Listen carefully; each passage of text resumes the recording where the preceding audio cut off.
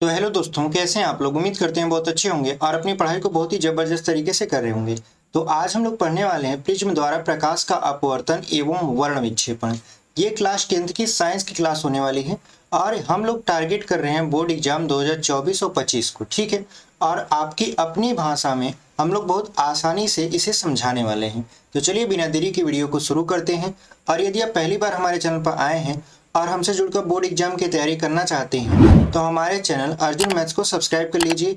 Video अच्छी लगेगी तो लाइक कर दीजिएगा और अपने दोस्तों तक इसे शेयर कर दीजिएगा। तो चलिए बिना देरी के वीडियो को शुरू करते हैं। देखिए, हमारा जो पहला टॉपिक होने वाला है वो होने वाला है आपका प्रिज्म। सबसे पहले यदि आपसे कोई पूछ ले कि ये बताइए प्रिज्म किसे कहते हैं, तो आपको प्रिज्म की परिभाषा पता होनी चाहिए। तो प्रिज्म क्या होता है? किसी समांग पारदर्शी माध्यम की उस आकृति को कहते हैं जो किसी कोण पर झुके हुए दो समतल पृष्ठों से घिरा होता है। यानी प्रिज्म क्या होता है? उस समांग पारदर्शी माध्यम की आकृति को कहते हैं जो किसी कोण पर झुके हुए दो समतल पृष्ठों से घिरा होता है। जैसे इस इमेज को ध्यान से देखिए तो इमेज में आपको देखिए दो समतल पृष्ठ दिख रहे होंगे, एक यहाँ पर एक यहाँ पर, ठीक है। इसके पीछे भी आपके समतल पृष्ठ दिख रहे होंगे। तो यदि हम इसका इमेज बनाएं तो कुछ इस तरीके का इमेज बन सकता है, ठीक है। ऐसे हम बना दें, उसके बाद इस तरीके का बना दें, उसके बाद हम लोग क्या कर दें, ऐसे डॉटेड डॉटेड कर दें और यहाँ से इसे मिला दें, उसके बाद इसको ऐसे मिला दें। तो देखिए आपका एकदम इमेज बनकर तैयार हो गया। कैसे? अब एकदम परिभाषा के अनुसार हमने इमेज बनाया है। कहा है कि किसी प्रिज्म जो होता है किसी समांग पारदर्शी माध्यम की उस आकृति को कहते हैं जो किसी कोण पर झुके हुए दो समतल पृष्ठों से घिरा हो। तो देखिए यहाँ पे दो समतल पृष्ठों से ये घिरा हुआ है और यहाँ पे ये कोण पर झुका हुआ है। देखिए यहाँ पे एंगल बन रहा है। तो ये रही आपके प्रिज्म की परिभाषा। उम्मीद करते हैं आपको बहुत अच्छे तरीके से समझ में आया होगा। चलिए बढ़ते हैं आगे। आगे देखिए, आपको बहुत इंपॉर्टेंट चीज आपको ध्यान में रखनी है कि प्रिज्म द्वारा प्रकाश का अपवर्तन कैसे होता है। यानी किसी प्रिज्म में से यदि प्रकाश होकर गुजरती है तो कौन कौन सी घटना होती है आपको पता होना चाहिए। तो चलिए इसी को हम लोग क्या करते हैं, इसमें सीखते हैं। तो सबसे पहले ये हमारा ABC एक प्रिज्म है। बहुत ध्यान से सुनिएगा क्योंकि इसको लिखेंगे तो एक आध पन्ना लग जाएगा लिखने में, लेकिन अगर ध्यान से सुनेंगे तो अच्छे तरीके से आप सुनकर भी लिख सकते हो। देखिए ABC आपका क्या है, आप जैसा कि चित्र में देख रहे हो ABC आपका प्रिज्म है, ठीक है। ABC प्रिज्म है और प्रिज्म का एक भाग यानी सामने का जो फ्रंट वाला पार्ट होता है वही हमको दिखाया गया है इसमें।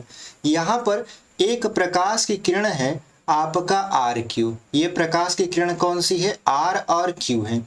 ये क्या करती है? प्रकाश RQ AB प्रिज्म के पृष्ठ पर आपतित होती है। तो यहाँ पे देखिए AB पर क्या हो रही है? आपतित। यदि हम ऐसे चित्र बनाएं, इसका पैरेलल चित्र यदि हम यहाँ बनाएं तो देखिए ABC हमारा क्या हो गया? ABC हमारा हो गया प्रिज्म। इसका नाम दे दिए A, इसका नाम B और इसका नाम C। अब यहाँ पर एक प्रकाश किरण हम RQ लेते हैं जो कि प्रिज्म के पृष्ठ AB पर आपतित होती है। एक नाम क्या है? RQ है। तो देखिए ये प्रिज्म जो है वो कांच का बना है। किसका बना है? कांच का। और ये जो है आपका बाहर ये है वायु। तो आप जानते हो वायु जो होता है वो विरल माध्यम होता है। कौन सा माध्यम होता है? विरल माध्यम। और कांच जो होता है आपका सघन माध्यम होता है, ठीक है।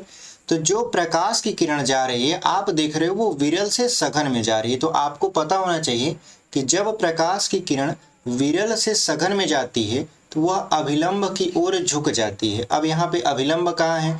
तो देखिए यहाँ पे जो अभिलंब इस आकृति में है N1 और यहाँ पर N3, ये क्या है? अभिलंब है। तो हम लोग भी क्या करेंगे, ऐसे अभिलंब खींच लेंगे, ठीक है। इस तरीके का हमने अभिलंब खींचा, इसका नाम दे दिया N1 और इसका नाम दे दिया N3। अब ये अभिलंब है तो प्रकाश की किरण इसकी ओर झुकेगी। तो झुकेगी तो ऐसे झुकते हुए क्या करेगी? सीधे निकल जाएगी। लेकिन अब देखिए, अब ये प्रकाश किरण चूंकि कांच है तो रुकेगा नहीं कांच में। कांच से कहाँ जाएगा? बाहर जाएगा। यानी अब प्रकाश की किरण सघन से कहाँ जाने वाला है? सघन से जाने वाला है विरल में। कहाँ जाने वाला है? विरल माध्यम में। तो अब हम जानते हैं कि जब कोई प्रकाश की किरण सघन से विरल में जाती है तो वह अभिलंब से दूर हटती है। तो आप कहोगे अभिलंब कहाँ खींचे हैं, तो हमने कहा देखिए इस आकृति में अभिलंब यहाँ पे n2 और n3 है, तो हम लोग भी क्या करेंगे, यहाँ से अभिलंब इस तरीके से खींच लेंगे ताकि आपको पता चल जाए कि चित्र हम कैसे बना रहे हैं और ये आकृति कैसे बना है। तो ये हो गया आपका n2। अब ये अभिलंब से दूर हटेगा तो इस तरीके की प्रकाश की किरण निकल कर बाहर आ जाएगी। ठीक है, अब इसका नाम क्या था, RQ, और यहाँ पर ES नाम दे दिए और यहाँ पर नाम दे दिए T।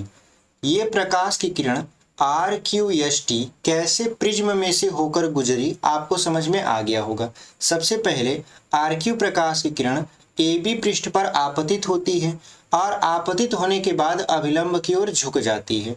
झुकने के बाद क्या होता है, प्रकाश किरण वहां रुकती नहीं है, अब प्रकाश किरण सघन से विरल में जाती है। तो जब सघन से विरल में जाएगी तो माना जाता है कि प्रकाश किरण अभिलंब से दूर हो जाएगी। तो अभिलंब से दूर हो गई, देखिए यहाँ पर अभिलंब से काफी दूर हो गई। ठीक है, तो अब यहाँ पर अगर एक तरीका और होता है कि मान लिया जाए कि ये प्रकाश की किरण मुड़े ही ना, जैसे RQ प्रकाश की किरण है, ये कांच में जाए लेकिन अभिलंब की तरफ झुके ही ना, तो कहाँ ये जाएगी, तो माना जाता है कि ये ऐसे सीधे निकल जाएगी। जब ये अभिलंब की ओर नहीं झुकेगी तो सीधे निकल जाएगी।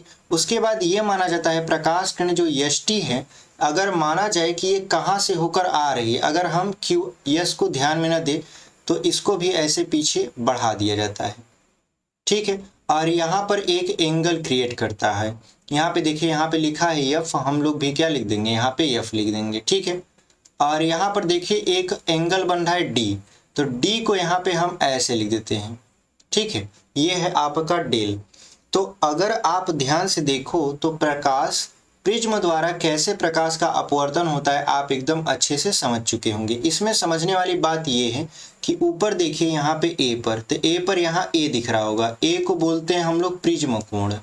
ठीक है, इसको क्या बोल देते हैं, प्रिज्म कोण। तो यदि आपसे कोई पूछे प्रिज्म कोण क्या होता है, तो प्रिज्म के सबसे ऊपर वाला जो कोण बनता है उसको बोलते हैं प्रिज्म कोण।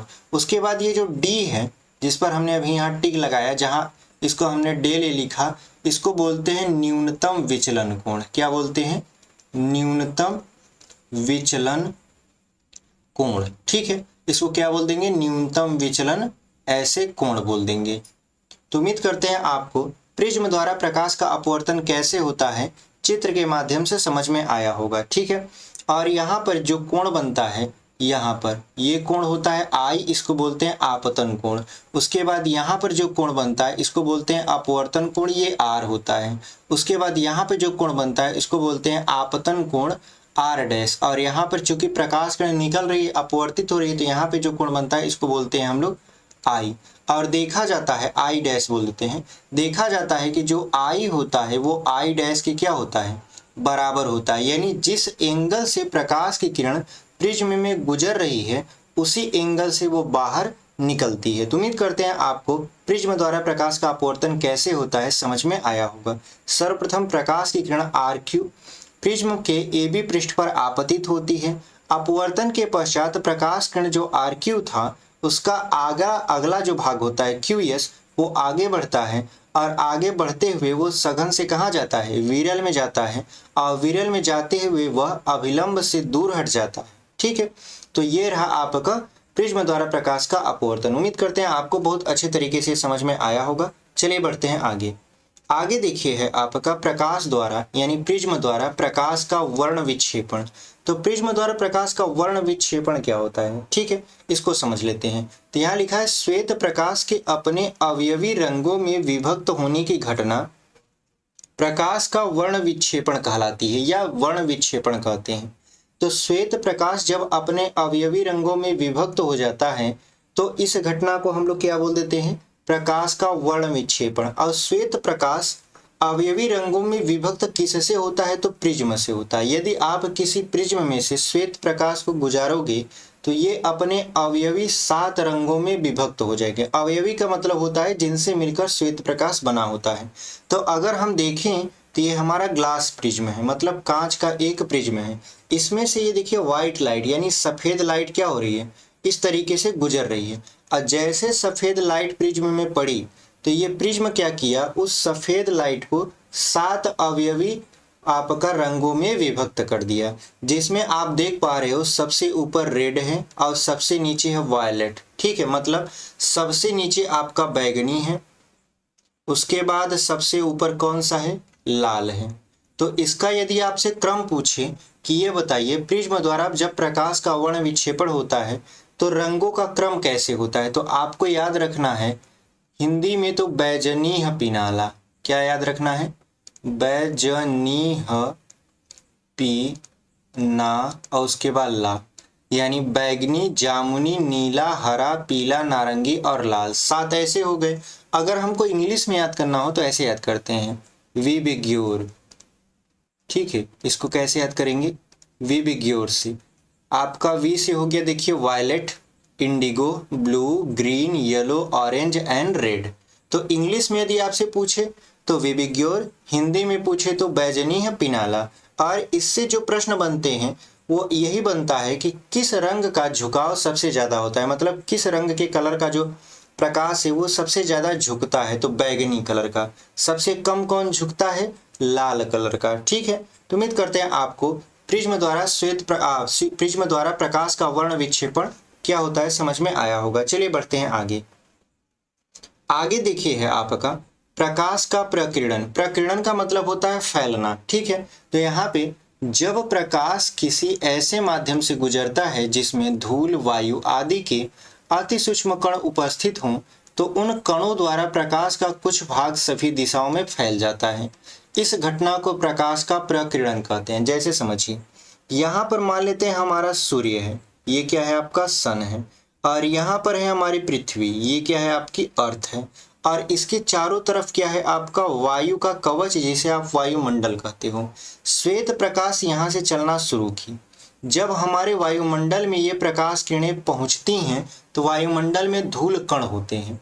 वायुमंडल में धूल के क्या होते हैं, इस तरीके के कण भरे पड़े होते हैं। ठीक है, ऐसे जब कण भरे पड़े होते हैं तो ये जो श्वेत प्रकाश आ रही है ये इन कणों से टकराती है। तो जैसे ये मान लेते हैं कण है और प्रकाश आई, इन कण से क्या हो गई, टकरा गई। टकरा के क्या होगा, प्रकाश कुछ दिशाओं में ऐसे फैल जाती है। ठीक है, ऐसे जब फैल जाती है तो इस प्रकार की घटना को हम लोग बोलते हैं प्रकाश का प्रकीर्णन। और प्रकाश के प्रकीर्णन की वजह से ही हमारा जो आकाश होता है वो नीला दिखाई देता है।